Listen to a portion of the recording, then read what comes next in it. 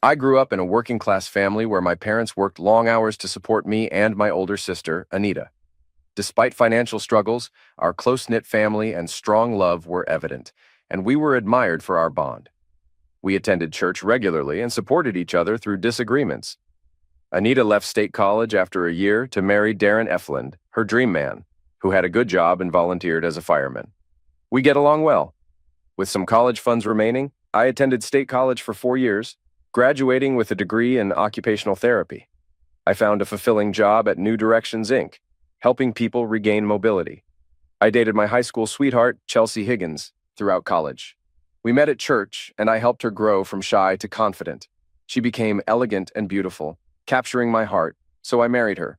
We had a happy life with 3 children, Amber, 6, Rhonda, 3, and Neil, 4. We recently moved into a $950,000 home in a friendly neighborhood with great schools, living the all-American family dream.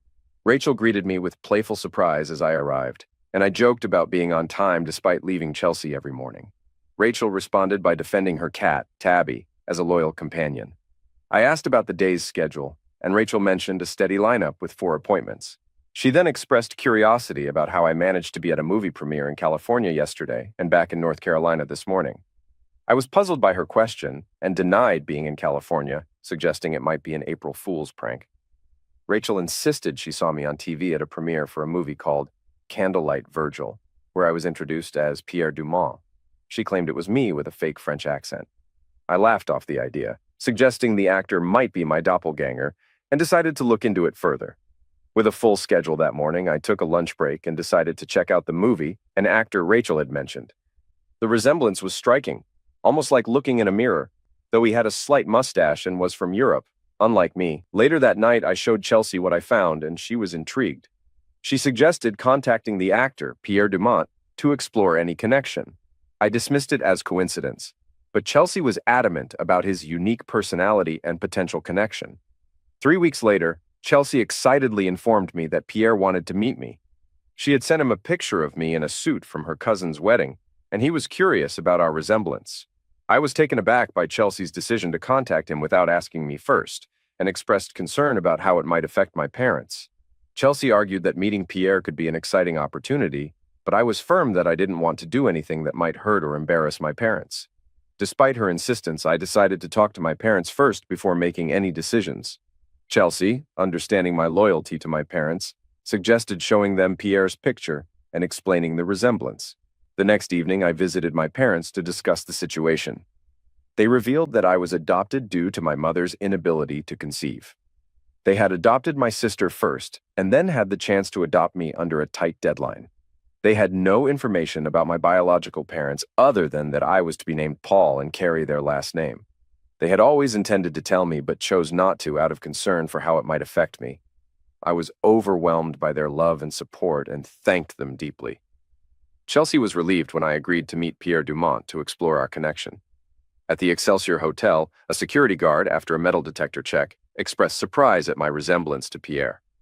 We proceeded to the presidential suite where we were about to meet him. When Pierre and I first met, we were both stunned by how identical we were. Same features, height, and weight. We both had webbed toes between the same 2 toes and identical fingerprints. We even wrinkled our brows and smiled with the same dimple. Chelsea was amazed by the resemblance. I introduced myself to Pierre, who revealed that he was also adopted and was investigating our shared past. He suggested we both submit DNA samples to confirm our suspicions. Pierre introduced Helena Moreno, his assistant, who was strikingly attractive and seemed to notice my interest. I greeted her, and she responded with a polite smile. Pierre then invited us to dinner at the Excelsior's restaurant. The dinner was exquisite, and the waiter's service was impeccable, reflecting Pierre's usual treatment. We discussed our similarities and agreed to wait for the DNA results before drawing any conclusions. Helena listened intently as Pierre and I compared our habits and behaviors. Chelsea was excited about the possibility of a familial connection and was enthusiastic about Pierre's career, which pleased him. 3 days later, the DNA test confirmed that Pierre and I are identical twins, a rare result. Chelsea was thrilled when I got home that night. She was excited about the prospect of having a wealthy brother who is a well-known star in Europe and is now trying to break into Hollywood. She told me Pierre had called and wanted me by his side for his press announcement. Helena had arranged first-class tickets for us to fly to California on Saturday for the press conference, with a limo waiting at the airport. I was more focused on our personal connection rather than the celebrity spectacle. I wanted to understand why we were separated at birth, why our records were sealed, and how Pierre ended up in France while I stayed in the US. I was concerned about the potential for media intrusion and how it might affect our family. Chelsea hadn't considered these issues and was eager to embrace the excitement. Despite my concerns, I reassured her that my focus was on building a meaningful relationship with Pierre and protecting our family from any unwanted attention. We agreed to enjoy the experience while keeping our priorities in check. Chelsea was more excited than I'd ever seen her. The limo took us to Pierre's luxurious hotel, where we shared an emotional hug as confirmed identical twins. Pierre was moved by the recent discovery of each other's existence, and we both agreed to investigate our adoptions further. Despite sealed records, Pierre's contacts could help us find answers, and he assured me he'd handle the cost. I confirmed that my parents had no objections to learning more about our past, and that my love for them remained unchanged. Pierre invited us to freshen up and then join him for a night out. At the club, Helena, looking striking in a tight red dress, met us. She offered me her arm while Pierre escorted Chelsea to our table. Chelsea seemed fascinated with Pierre, laughing and dancing with him, while I danced twice with Helena, who interacted mainly with Pierre and showed little interest in me, possibly due to her apparent superiority. Chelsea was thrilled by the glamorous lifestyle and fully embraced the night out, while I found the scene unappealing. As we prepared for bed, I shook Helena's hand and thanked her. Pierre kissed Chelsea on both cheeks and on the lips, which Chelsea explained was a French custom. I found it odd that he didn't kiss either Helena or me. Chelsea's excitement extended into our bedroom, leading to an intense and enjoyable night for both of us. We slept deeply after our exhausting session. The next day, we traveled with Pierre, Helena, and his bodyguard Gerald to the press conference. Pierre made a spectacle of our reunion as long-lost brothers, with Chelsea and I by his side, and Helena next to me. I was uncomfortable with the barrage of personal questions and felt unprepared. Pierre nudged me to the microphone to answer questions, but I simply stated I wasn't ready to make any statements and stepped back. It seemed Pierre's plan was to use my presence to boost his career. Chelsea appeared frustrated with my response, while Pierre quickly took over and asked Chelsea to share her story. She embraced the spotlight, engaging with the reporters as they snapped photos. As Pierre and Chelsea engaged with the crowd, Helena whispered to me, asking what was wrong. I explained that while I was Paul Blaylock and not Pierre Dumont, and although we looked alike, our personalities were very different. The media circus was not my scene. Helena seemed surprised and questioned why I didn't crave the attention. I explained that I was raised to be confident in who I am and didn't need the glitz and glamour. After the event, Gerald took us away from the chaos. I told Pierre that while I had attended the press conference and posed for countless photos, I was unprepared for the speech, which was his responsibility. Chelsea had stepped in to handle the situation effectively. Pierre reminded us of the time and rushed us to the airport. He mentioned that Pierre would stay with us the following week to get to know me better, using the spare bedroom. He assured me that Gerald and Helena would stay nearby at the Excelsior and had other security plans in mind. Before we left, Pierre and Chelsea exchanged more French kisses, and I received a heartfelt hug and kisses from Pierre. We both teared up, still in shock from the day's events. Chelsea chattered non-stop on the way home while I barely spoke, feeling overwhelmed by the changes. At home, I handled the kids' bath time while Chelsea was on the phone, excitedly recounting the weekend's events. As bedtime approached, she expressed her interest in making love, but I declined, citing jet lag and a busy day ahead. Chelsea was taken aback by my refusal and questioned if I was upset about Pierre staying with us. I voiced my frustration about not being consulted and hinted at my discomfort with how closely she seemed to bond with Pierre. Chelsea accused me of being jealous and irrational, but I countered with concerns about their upcoming week alone together. This led to a heated argument where Chelsea expressed her frustration and I responded with sarcasm. The next morning, I woke up feeling no inclination to apologize and quietly left for work. I assumed Chelsea would handle Pierre's arrival and wanted to focus on work to distract myself from the turmoil. Rachel arrived early and teased about Pierre's influence on my professionalism. I explained that Pierre was coming to spend the week with me, as Chelsea had invited him. I also expressed concern about Chelsea being alone with him while I worked. Rachel noted that Pierre had been prominent in the news with Chelsea, but not much about me. She revealed that Pierre craved publicity, and while I let Chelsea handle that, she warned me about his reputation. According to Rachel, Pierre was a known playboy with a history of infidelity, particularly with married women. I appreciated the warning and acknowledged the possibility that Pierre might pursue Chelsea. I planned to discuss his behavior with her that evening to ensure she was aware. Working with occupational therapy clients helped distract me from negative thoughts. I had mixed feelings about Pierre, but I was eager for answers about our backgrounds. Arriving home later than usual, I was surprised to find 3 security contractor trucks at my house. Inside, Pierre was directing Roland, the foreman, on the installation of a new security system. Chelsea greeted me and explained that Pierre had arranged the security system as a gift for allowing him to stay the week. She had tried to get him to discuss it with me first, but he insisted on proceeding without prior notice. I questioned why I hadn't been informed about the changes. Chelsea explained it was a gift and wouldn't cost us anything. However, I felt my peace at home was being compromised and expressed frustration that such decisions were being made without my input. Chelsea insisted that accepting the gift graciously was the right approach and urged me to take a shower while she prepared supper. I left Chelsea and Pierre to their tasks and took a long, relaxing shower, hoping to lift my spirits. After some deep breathing, I joined my family at the dinner table, where I usually sit at the head but now found Pierre taking that spot as our special guest. Chelsea had arranged French cuisine, escargot, vichyssoise, and bouillabaisse, along with fish sticks for the kids, who weren't keen on the adult dishes. I asked about the kids' meal and was told there were no more fish sticks, with Chelsea encouraging us all to try something new. Ignoring the French dishes, I made myself 2 peanut butter and jelly sandwiches. The kids quickly followed suit, asking for the same. I laughed, finding my inner child as I handed out sandwiches to my kids and made more for myself. Chelsea's discomfort was apparent, but I wasn't trying to impress Pierre, and I doubted Chelsea genuinely enjoyed the French dishes she pretended to like. When the doorbell rang, Helena dropped off some papers for Pierre to sign, and a manila envelope containing information about our origins. She then left in the Excelsior limo. Pierre reviewed the documents and shared their contents. Our wealthy parents' names were redacted, and their identity remained unknown. The report revealed that our mother, known only as Pauline, had given birth to us, but her husband discovered he couldn't be our biological father. Pauline refused to name our real father, fearing her husband's retribution. In response, he arranged for us to be adopted separately, and Pauline was allowed only to name us. I was born at 7:45 p.m., and Pierre was born 3 minutes later. Pierre was overwhelmed with emotion, crying on my shoulder as we grappled with the revelation of our origins. We learned that our mother was named Pauline, but we would never know our biological father. Despite her actions, it was clear she loved him deeply. This shared history seemed to bond Pierre and me more closely. We talked late into the night.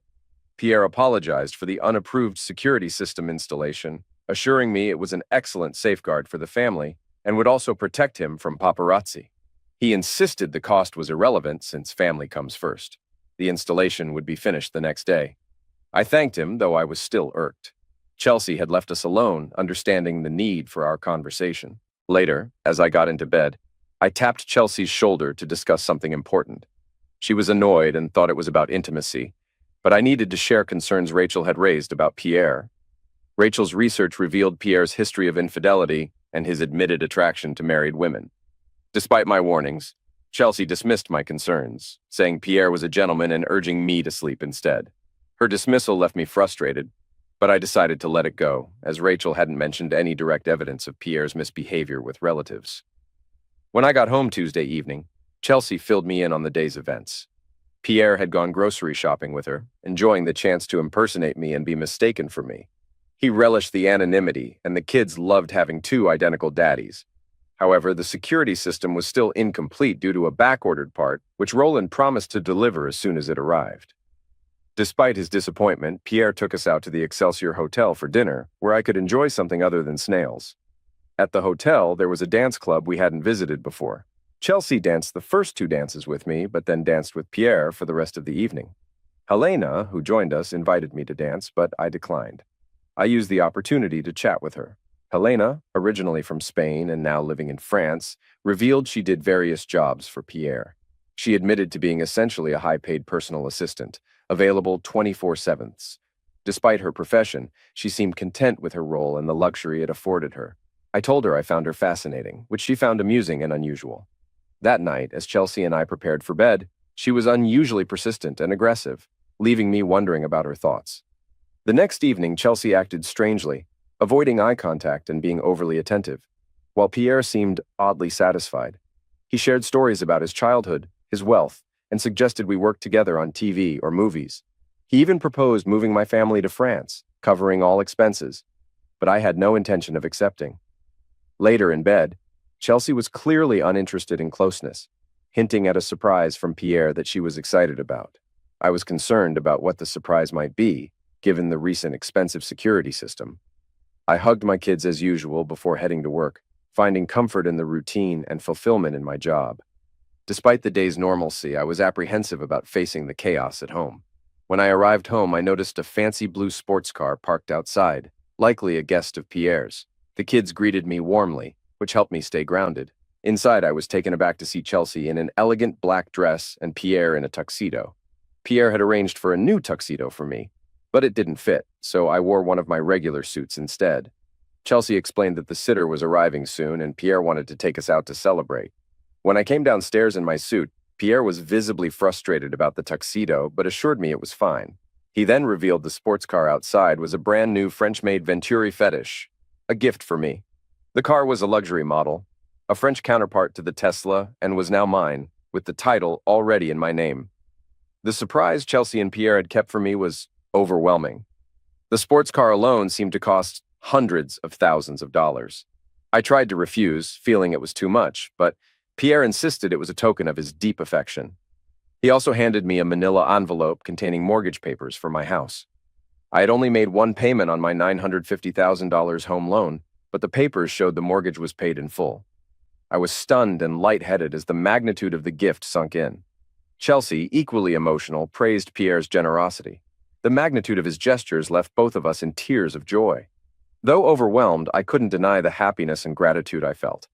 Pierre suggested we not miss our reservations and promised to discuss another matter during dinner. In the limo, I admired the Venturi Fetish, still in awe of the generous gifts. As Pierre, Helena, and Gerald spoke rapidly in French, I remained captivated by the evening's surprises, feeling a mix of gratitude and guilt for my initial reluctance. During the ride, while Pierre, Helena, and Gerald chatted in French, I discreetly checked the value of the Venturi Fetish sports car on my cell phone. The few available in America were priced around $425,000, making Pierre's combined gifts worth approximately $1,375,000. The magnitude of his generosity was humbling. We arrived at an exclusive restaurant where I chose a steak dish from a menu I couldn't fully understand. Pierre, who ordered for Chelsea, later expressed his gratitude for the hospitality we'd shown him. He invited us to join him in France for a week, ideally 2, to explore the country and deepen our bond. Despite his work commitments during the day, his evenings would be free for us to enjoy together. He asked me to check with work about taking the time off.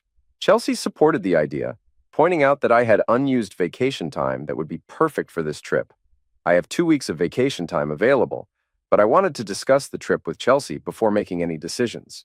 She's already keen on going, and after Pierre's incredible generosity, I felt I had no choice but to accept his offer. I was also eager to get to know my brother better, as he seems even more remarkable than I initially thought. I assured Pierre we'd love to accept his invitation and I would request the time off from work. However, Pierre pointed out a potential issue. Our children don't have passports, which cannot be expedited. He offered to have Helena stay behind to care for them if necessary, at his expense. Although I was reluctant to leave them, it was a great opportunity for Chelsea and me. Chelsea agreed with the plan, and Helena promised to care for the kids with dedication. Pierre was thrilled and said he'd arrange our flight as soon as he heard back from me. Chelsea's excitement matched his, and I felt a mix of anticipation and guilt about leaving the children behind. Greg Dixon, managing partner of New Directions Inc. and a friend, initially approved my vacation leave, but had to cancel it due to Carl Reed and Francine Walsh, both taking FMLA leave, which left us short-staffed. He offered to reschedule my vacation to start the following Tuesday, giving me the full 2 weeks I'd planned, but insisted I work Monday to avoid compromising patient care. I was frustrated, especially since Chelsea and I were set to fly to France the next morning. Greg suggested explaining the situation to Chelsea and seeing if the flights could be adjusted. Upon hearing the news, Chelsea was upset, but agreed to try changing our departure to Tuesday. I proposed that Pierre, Helena, and Gerald go ahead with their plans, while Chelsea and I would catch up with them later in the week. Chelsea was disappointed by the change in plans, as she had everything packed for our trip. She suggested that she, Pierre, and Gerald go ahead to France while I stay behind and join them on Tuesday. Helena would stay with the kids over the weekend so I wouldn't be alone. I agreed, seeing the benefit of a couple of extra days to test out my new car. On Saturday morning, I saw Chelsea, Pierre, and Gerald off at the airport. The kids were disappointed not to be going to France, but were reassured that passports would be arranged for next time. I decided to handle the kids' needs myself until Monday morning, despite Helena's insistence on staying to help. I assumed Pierre might have directed her to stay with us. With Helena gone, I resumed single dad duties. Amber took on her role of helping with her siblings well. I realized I wouldn't be able to enjoy my new Vision Fetish sports car, so I parked it in the garage, replacing it with my regular Chevy Tahoe. I then settled into the den with the kids, who were engrossed in their latest favorite animated movie. On Saturday afternoon, after lunch with the kids, I answered the door to Roland from the security company. He explained that a key component had arrived early, allowing him to complete the installation sooner than expected. He set up the security key on my office computer, which would allow me access to our secure cloud servers. This key ensured that only I could access my video log files, with no ability to delete records directly from the cloud. Roland demonstrated how to access the files, showing real-time monitoring and past recorded events. He showed a few random files, including one of a private moment between Chelsea and me. He reassured me that this was common and that cameras could be disabled for specific periods to avoid such recordings. He also explained that I could download and save archived files by right-clicking on the playback screen and selecting Save As. The files would be protected from tampering and could be used for personal records or legal protection. Roland finished up, and after a handshake, he left in his truck. I sat down in shock, trying to process the revelation that the recording of Chelsea and Pierre having closeness wasn't from our master bedroom, but from the spare room while I was at work. Rachel's premonition had come true. The brief clip didn't provide the full story, so I prioritized downloading and scanning all footage from before their trip to France. Pierre had misunderstood the security system's status, thinking it wasn't functioning properly.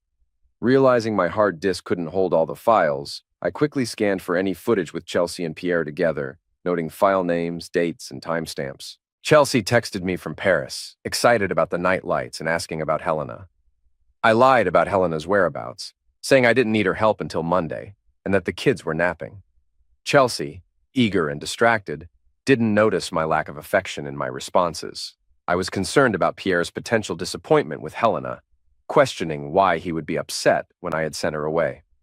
I took the kids to Costco, where I bought 2 5 TB external hard drives on sale. We browsed the toy aisle and I let each child pick one toy, which made them happy. We stopped at McDonald's on the way home, where they played energetically in the playground and enjoyed fries and milkshakes. Back home, I spent the rest of the day scanning log files and ordered pizza for dinner, which the kids devoured. After putting them to bed, I tackled downloading the 26 important files onto the new drives, which filled up quickly due to their high-definition format. I finally fell asleep around 2 a.m. I was woken at 7 a.m. by my hungry children, eager for flapjacks. Despite the mess and lack of sleep, I didn't mind. After cleaning up, I answered the phone to Chelsea's excited call from France. I handed the phone to Amber, who spoke with Chelsea for a few minutes. Amber's comment about Chelsea not spending the night and that Daddy's watching us by himself made me suspicious. I had Amber pass the phone to Neil and Rhonda, then turned it off when Rhonda said goodbye, hoping Chelsea would think the call ended accidentally. After 15 minutes, I turned the phone back on, and it rang immediately, but not from Chelsea. It was my sister, Anita, who asked about my twin brother situation. I broke down and told her Chelsea was cheating on me with Pierre.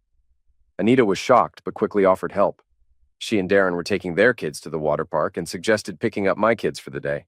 I initially hesitated, but accepted when Anita assured me that their parents would help. It was a huge relief, giving me time to sift through the recordings and prepare for a confrontation. Knowing Pierre's wealth made the situation delicate. Anita and I shared a deeply emotional hug as she took my kids for the day. I started by disabling the office camera where I'd be working. With no concern about others overhearing, I turned up the audio to catch every detail. I focused on understanding Chelsea's seduction and their conversations about me. What I discovered was shocking. Chelsea, who seemed to be a gold digger, was flattered by Pierre's attention. She giggled at his accent, blushed at his comments, and accepted his gifts, which she hadn't shown me. Their interactions escalated from kisses to full-blown intimacy. It was unsettling watching them together, especially with my twin. The only difference was Pierre's voice. On Tuesday, they heavily kissed, but hadn't had closeness yet, as Chelsea had been with me.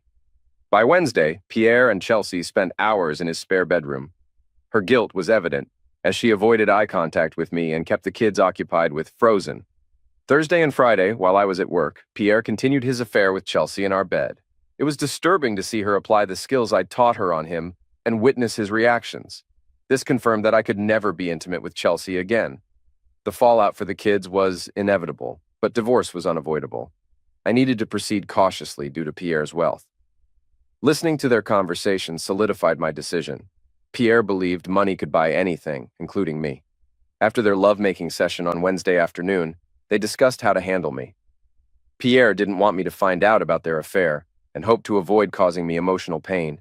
He asked Chelsea if she could remain married to me while being with him whenever possible. Chelsea admitted she loved him but still had feelings for me. However, she was captivated by Pierre in a way she said I could never understand. Pierre expressed guilt over taking Chelsea from me and planned to compensate me. He intended to give me a high-end French sports car and pay off the mortgage on our new house, which Chelsea had purchased just over a month ago. He hoped these gifts would keep me off balance and endear him to me. That explained the car and mortgage. Pierre, despite feeling guilty, continued his affair with Chelsea. She might be worth $1,375,000 to him, but to me, she's just worthless. Another conversation from the doorbell camera revealed Pierre's plan to have Chelsea persuade me to join him in France for a vacation. Pierre wanted time alone with Chelsea before I joined them, manipulating my work schedule to achieve this. Pierre arranged for Carl Reed and Francine Walsh to take FMLA leave, forcing Greg to make me work Monday and delay my flight until Tuesday. It seemed Pierre had Helena Moreno, his assistant, handle these arrangements. Despite Pierre's attempts to placate me with gifts, his deceit and betrayal were clear. At 2:30 in the afternoon, Helena arrived at my door, dressed to impress. Instead of inviting her in, I met her on the front porch. Helena arrived at my door, dressed provocatively. She claimed she had something important to show me and asked to come inside. I refused, uncomfortable with her attire and our private setting. Helena insisted on a connection between us and asked to be let in. I confronted her with the fact that Pierre's security had activated my system and that he likely wanted her to seduce me, with the evidence captured. Helena seemed taken aback but maintained her composure.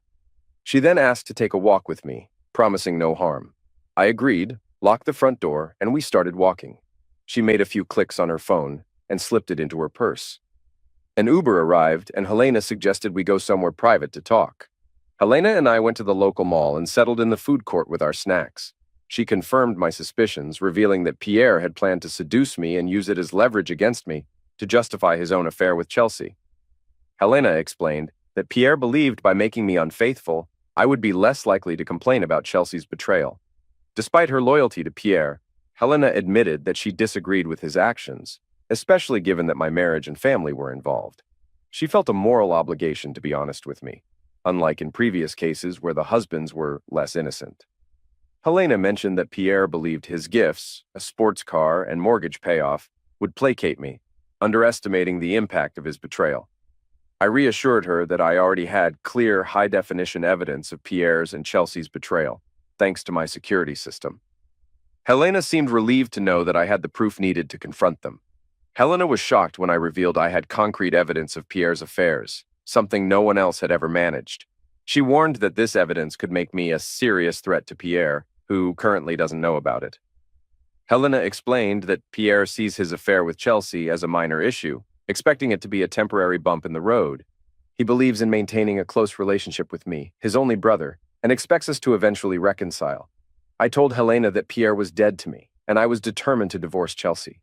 Helena was concerned that my actions would devastate Pierre, as he has never cared so much about anyone other than himself. She warned that Pierre could retaliate with his vast resources if he felt threatened. Helena expressed her own dilemma, noting that if Pierre learned she had helped me, it could end her career and put her at risk. She acknowledged the potential danger of Pierre's resources and violence, but admired my integrity and strength. I asked Helena about a conversation in French she and Pierre had on Thursday, which she had previously been reluctant to discuss. Helena was shocked to learn I had evidence of Pierre's affairs, something no one else had ever gathered. She revealed that Pierre was bragging about his conquest of Chelsea, disregarding the impact on me. Pierre had instructed Helena to seduce me as part of his plan and even chose her outfit for the occasion. Helena admitted that taking other men's wives was a power trip for Pierre. Helena was conflicted, feeling like she had been compromising her values working for Pierre. She was ready to separate from him, but needed to coordinate timing with me to avoid suspicion. We decided to use prepaid cell phones for secure communication since my house was bugged. Helena suggested staging a scene where she seduces me, and I reject her to mislead Pierre and buy us time. I agreed with her plan and was impressed by her resourcefulness. She also offered to help with covering for me at work if needed, as she had arranged for 2 therapists to be off work. That evening, Helena spent over an hour flirting. When she tried to kiss me, I turned my face, so she kissed my cheek instead. I complimented her, praised her beauty, and reaffirmed my commitment to my wife and marriage. I asked her to return at 7:30 a.m. to watch the children while I was at work. Helena coyly responded with, "Maybe next time," for the camera, and then left. Soon after, Amber, Neil, and Rhonda arrived, exhausted. I thanked Anita for her help and got the kids to bed without a bath. I spent my spare moments searching for new apartments, aiming to leave the house tainted by betrayal and funded by my twin brother. Greg agreed to cover for me and instructed the office secretary to forward all calls about me directly to him without comment. On Monday evening, the children excitedly greeted me, saying Aunt Helena had ordered pizza and was preparing a chicken casserole. I was surprised by Helena's domestic role. When I returned from showering, the table was set, and Helena served a large portion of casserole onto my plate. She mentioned it was her mother's recipe and watched as I tasted it. I praised her cooking, saying it changed my view of French cuisine. Helena appreciated the compliment. That evening, after the kids were bathed and in bed, Helena read them a bedtime story, captivating them with her melodious voice. I watched from the doorway, impressed by this unexpected side of her. Later, we watched TV together, and Helena continued to flirt and tease, pressing her body close to me. Despite her advances, I politely declined and sent her on her way. On Tuesday morning, I pretended to leave for work and drove off. Helena then loaded the kids into Chelsea's car and met me a block away. We dropped the kids at a daycare for busy parents and went apartment hunting. Helena was surprised by my prearranged phone call and was glad for the change. We visited the 3 apartments I had shortlisted, and I asked for her advice before signing a lease. After lunch, I rented a storage unit. At 3 p.m., my cell phone rang with Chelsea's call. I feigned surprise and explained that my vacation was canceled, and I might not make it to France this week. Chelsea seemed perplexed but accepted my excuse. Shortly after, Helena's phone rang, and I quietly listened as she spoke rapidly in French. It was Pierre, who was clearly upset. He had Chelsea call my boss, who fabricated a coronavirus issue to cancel my vacation. Pierre wanted Helena to improve her seduction techniques, as he felt my rejection was due to her insufficient effort. He expressed frustration with the situation and his desire to bond with me as his brother. Helena reassured him that we would manage this week and continue our plans for the future. After returning home, Helena turned off the circuit breaker for the security system and confirmed the cameras were inactive. We loaded both cars with my tools and equipment, then transported everything to the storage facility. Helena picked up the kids and was back before I got home, ensuring they could truthfully say I went to work as usual. The security system was restored, and Pierre wouldn't expect recordings during the downtime. That night, Helena performed a striptease for me, but I had tightened my belt to prevent any further advances. I sent her away after loudly declaring my commitment to my wife, all to frustrate Chelsea and Pierre. Over Wednesday and Thursday, I moved my belongings to the storage facility or the new apartment. On Friday, we moved the kids' items into the apartment, leaving some at the old house to avoid questions. Chelsea called each evening, but I only let the kids speak to her, frustrating her further.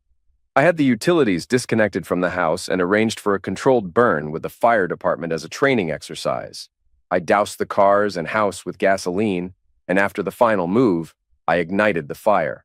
The structure collapsed quickly, with only the gas tank explosions causing excitement, which the fire department managed expertly.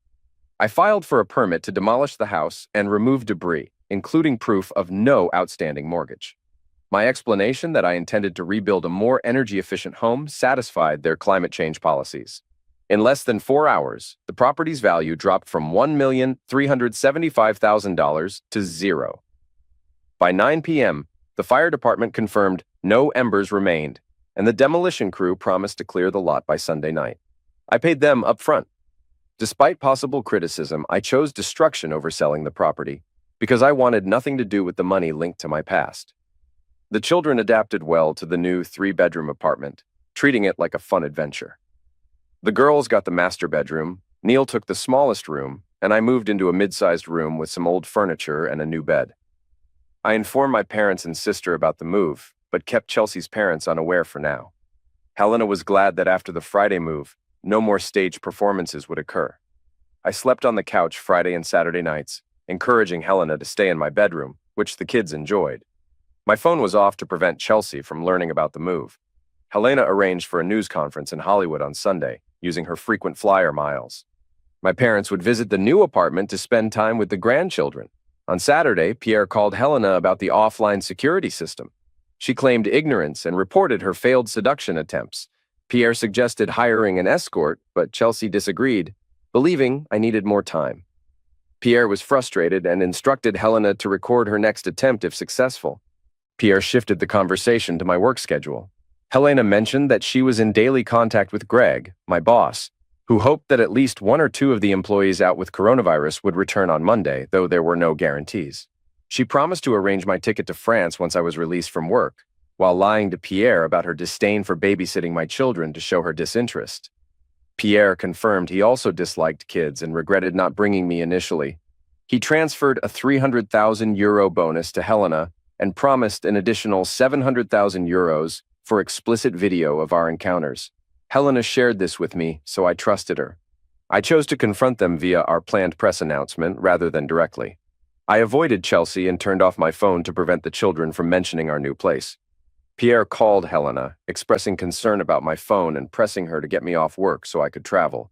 My parents arrived at the new apartment at 7 a.m. to care for the children. Helena and I flew to California, arriving 2 hours before our noon press conference in Hollywood. There were fewer reporters than at Pierre's previous event, but I was confident the story would spread. At the press conference, I introduced myself as Paul Blaylock, Pierre Dumont's identical twin, and announced my intention to divorce Chelsea due to their betrayal. I declared that I was severing all ties with Pierre. Laughter broke out among the reporters when one questioned why Pierre, who had gifted me a new French sports car and paid off my mortgage, would act harmfully towards me. I explained that Pierre's gifts were meant to compensate for his intrusion into my marriage, but they were short-lived. 2 days ago, my house and the new sports car, which I hadn't driven, were burned to the ground. Both were total losses. And without insurance, since I had canceled it when Pierre paid off the mortgage, the financial hit was even greater than just the value of his gifts. I also lost a $100,000 down payment on the house. Some journalists snickered, questioning if I was trying to extract more money from Pierre. I clarified that I wanted nothing more from him and wished him to stay away from me and my family. I handed out memory chips containing raw footage of Pierre and Chelsea's trysts, urging them to verify my claims and see photos of my wife with Pierre in France. When asked about our current situation, I said we had moved into an affordable 3-bedroom apartment and were adjusting to life as a single father without Chelsea. The group fell silent, realizing the possibility that my claims might be true.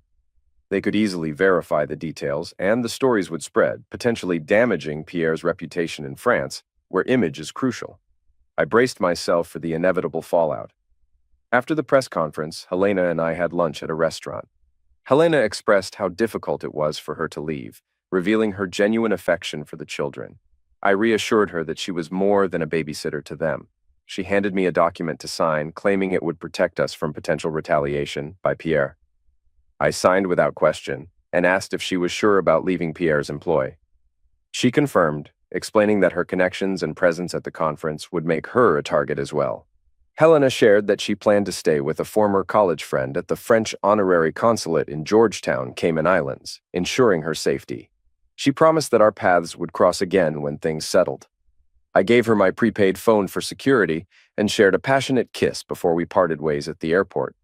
Returning home, I enjoyed a comforting dinner, but the weight of what was to come still loomed large. I waited to see when the news would hit the French social scene. But Chelsea seemed unaware when she called. I decided to confront her and recorded the call for accuracy. I began by telling Chelsea that I knew everything about her affair with my twin brother, Pierre. I explained that I had video evidence of their encounters in our home, captured by the security system Pierre had installed. Chelsea was shocked and apologized, claiming she didn't intend to fall for Pierre but was drawn to him as a better version of me. She said Pierre was uncomfortable around children and that she planned to take a leave of absence from our marriage to travel with him, promising to return later. I informed her that our house and Pierre's sports car had burned down, with no insurance coverage for the losses. I noted her lack of concern for the children's well-being, which was telling. Chelsea expressed disbelief about the fire and the lack of insurance coverage, but I told her that all personal belongings were lost and our marriage was over. Chelsea insisted Pierre wouldn't let me divorce her, but I clarified that I would be filing for abandonment and full custody of the children. I ended the call by stating that Chelsea and Pierre had no place in my life, and I instructed her not to call again. I turned off my phone and decided to change my number. I anticipated that once the news hit France, Pierre would urgently try to contact Helena for damage control. Her unavailability would likely infuriate him, leading him to possibly send someone else or even return himself to handle the situation. I changed my phone number early Monday morning, making it unreachable for Pierre. However, he still managed to call me at work, prompting an urgent call to my desk. Pierre pleaded with me to recant my statements, accusing me of destroying his reputation and disrupting my family for a trivial reason. I replied that Helena meant everything to me, and I was simply returning the favor for his betrayal. Pierre insulted me, calling me a loser, which I brushed off before ending the call and requesting that my company block his calls. I spent my free moments checking online for updates on the fallout from my press conference. Blurred video snippets were circulating on social media, with initial denials from Pierre quickly contradicted by recognizable voice and accent. Paparazzi shots of Pierre and Chelsea were being republished as confirmation of my story. Entertainment journalists attempted to interview Chelsea, but Pierre ordered her to ignore them. Despite completing his movie scenes, Pierre was informed that he would be replaced due to the controversy. As they tried to travel, the press relentlessly harassed them, transforming Pierre from a celebrated star to a notorious predator. In just 2 weeks, Pierre faced an avalanche of similar accusations from other victims, leading to the suspension of all his talent contracts and public disdain. His career was in ruins, and Chelsea was enduring harsh treatment from him, likely due to his anger at my revelations. Unable to restore his image, Pierre replaced Helena, who had gone missing, and sought revenge against me. He secretly bought New Directions Inc. for $20 million through a shell company, resulting in the termination of my position and the installation of Brad Preston as the new CEO. Preston, acting on Pierre's orders, falsified my personnel record to include false claims of inappropriate conduct, aiming to damage my reputation. He also made sure that any calls about me were redirected to his office. Preston was tasked with finding Helena and was monitoring me for any leads. Meanwhile, Pierre hired a hacker to locate and transfer all my financial assets offshore, leaving me with nothing but my bills. My bank accounts, 401k, and investments were all drained, leaving me without income and struggling to manage monthly expenses. Pierre had grown tired of Chelsea and was disappointed that he couldn't humiliate his brother as he had hoped. She had become a liability in his public life, and any sightings of them together had been negative. He gave her a half-hearted apology, blamed her husband, and sent her back to the U.S., allowing her to keep the gifts he gave her. Once back, Chelsea immediately sought me out, using the new address Pierre provided. She asked to see our children and hoped to reconcile. I told her it was too late. I had already filed for divorce due to her abandonment.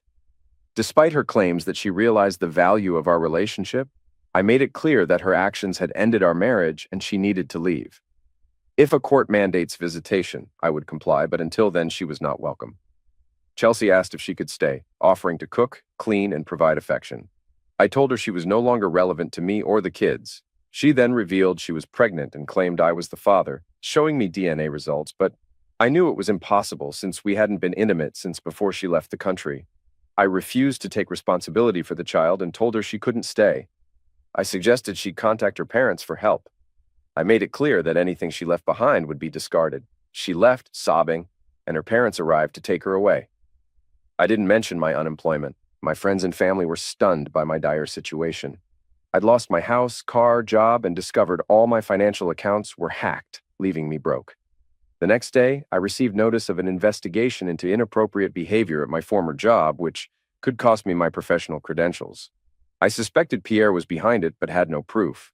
Reflecting on my situation, I regretted not securing my finances better. I faced mounting bills and found out my bank wouldn't replace the stolen funds until I proved otherwise.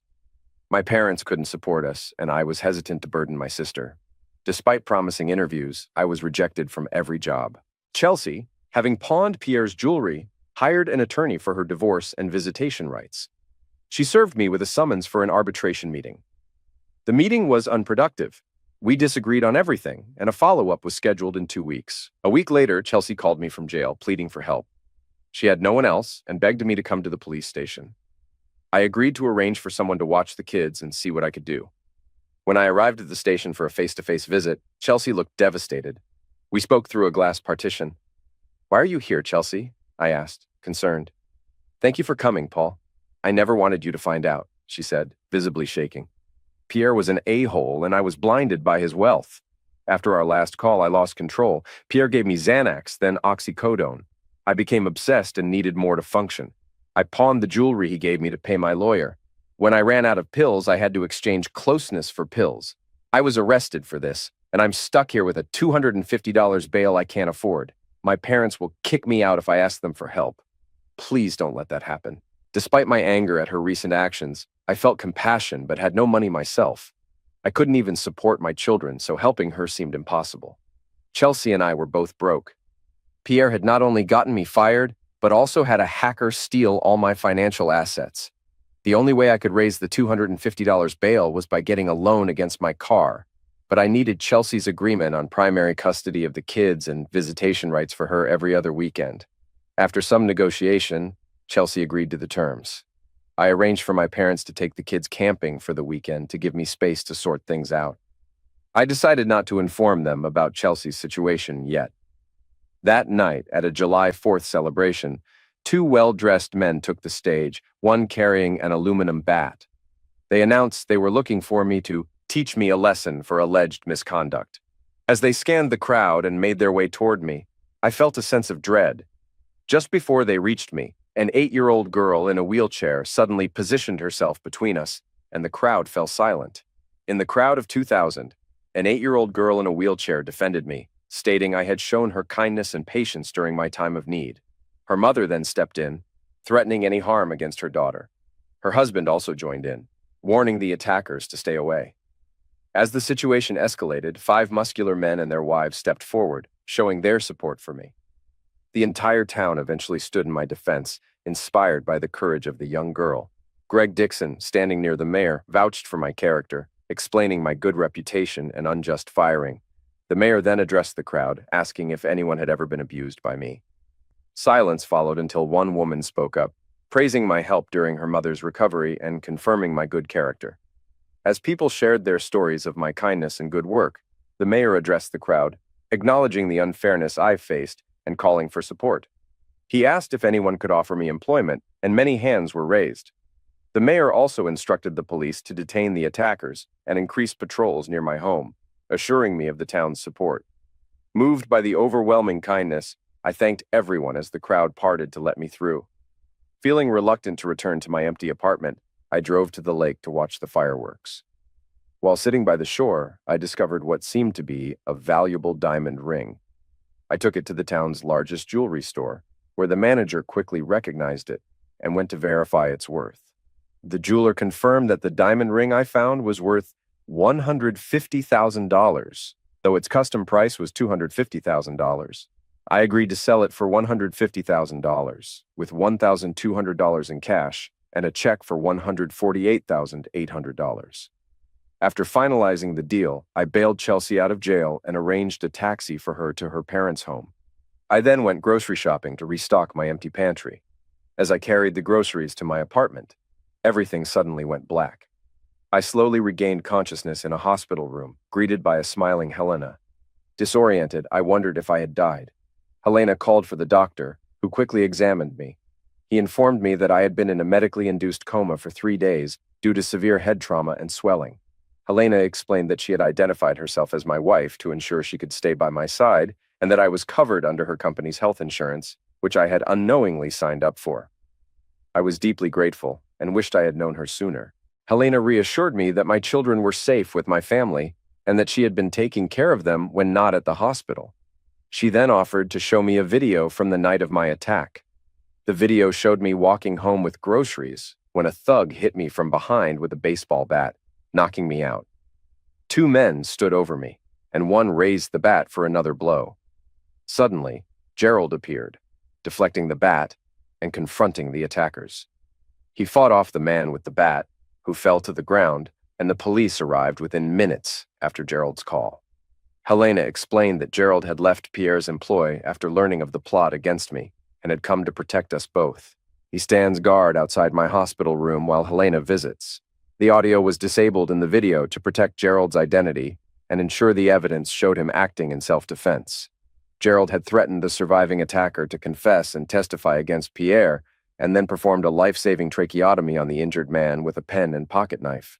I was stunned as I took in Helena's words. She explained that her presence here wasn't for nothing. Henri Reynard, a close friend from college who is now in Georgetown, offered her safety from Pierre. Despite his charm and the affection she once had for him, Henri is gay, and their bond was purely platonic. During her stay with Henri and his husband Franco, Helena learned about true love, something she had struggled with due to her painful childhood. Her parents' bitter divorce and their manipulation left her distrusting of love and marriage. Henri and Franco's relationship showed her what genuine love looked like, something she had never experienced before. Helena had used men superficially, but Henri's teachings helped her understand that love is a gift, not a duty. Franco's suggestion helped clarify this concept for her. Helena continued, explaining that Franco and Henri had rented the movie Moulin Rouge for her. Despite knowing the history, she had never seen the film before. As they watched it together, Franco said that if she didn't understand love after seeing the movie, there was little hope for her. For Helena, the film was transformative. Its depiction of love deeply affected her, particularly the song Come What May, which made the concept of love tangible for her. Henri's profound statement, "You will never know love unless you surrender to it," struck her deeply. With tears streaming down her face, Helena confessed her love for me, something she hadn't done since childhood. She revealed that she had mistaken me for someone like Pierre, but realized I was different, pure of heart, and genuinely caring.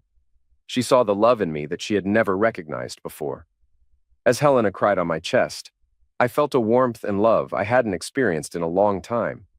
Overwhelmed, I took her hand and asked her to marry me once my divorce from Chelsea was finalized. She hugged me tightly, expressing her joy with enthusiastic agreement. I reminded her that exclusivity was crucial for me, and she assured me that she was committed to a monogamous relationship. When I was able to return home, Helena stayed with me, sleeping on the couch while I used the bed. Gerald left after receiving my thanks and an offer of payment, which he declined with a chuckle. At the arbitration meeting, Chelsea and I finalized our custody agreement, and the attorney promised to get it confirmed by a judge quickly. We scheduled another meeting to discuss the divorce. Afterward, I invited Chelsea for coffee to discuss a proposal. Over coffee and donuts, I asked how she was coping since her jail time. She admitted struggling with cravings and still occasionally visiting her dealer. I offered her a lifeline, a pills rehab program that cost 20 grand, which I would sponsor if she agreed to sign the uncontested divorce papers. I promised an additional 10 grand if she completed the program and got a clean bill of health. I explained that I intended to marry Helena if she would have me. Chelsea pondered my offer and then asked for one final request, a passionate kiss for closure. She wanted to feel the passion we once shared, and in return, she would agree to my proposal. I saw a longing in Chelsea's eyes that had been missing for years. Considering her request and our current situation, I knew I couldn't marry Helena until the divorce was finalized, and fulfilling Chelsea's request might speed up the process. Despite my discomfort about her recent activities and potential health risks, I proposed a deal. I would give her a passionate kiss when Helena and I picked her up from rehab, marking a memorable moment for both of us. Chelsea agreed, and we shook on it. I knew that rehab included STD testing, so Chelsea would be clean by the time she completed the program. I planned to inform Helena of my promise and its reasoning to avoid any misunderstandings. Chelsea signed the divorce papers, and our divorce would be finalized in about 8 months.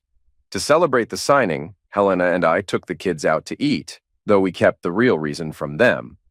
The next day, we began house hunting to find a 4-bedroom rental, so Helena could have her own space away from the couch. We moved in within a week. Chelsea arranged her admission to the rehab center that same week. I drove her to the facility and paid the fee in cash. On the drive back, I called Chelsea's parents to let them know she was settled and to see if they could take their grandchildren for the weekend. They were pleased to help, and I told them we'd pick up the kids on Sunday afternoon. Helena looked at me with curiosity once the house was empty. With the divorce papers signed, I considered Chelsea and I already divorced. The final paperwork was just a formality. Helena thrilled, celebrated by jumping into my arms as we eagerly undressed and made passionate love 4 times that first night. We spent the entire weekend together, only dressing when we had to pick up the kids. We maintained separate sleeping arrangements for the sake of the children, but enjoyed our time together whenever they were away. 4 months later, Helena and I arrived at the no-looking-back rehab center.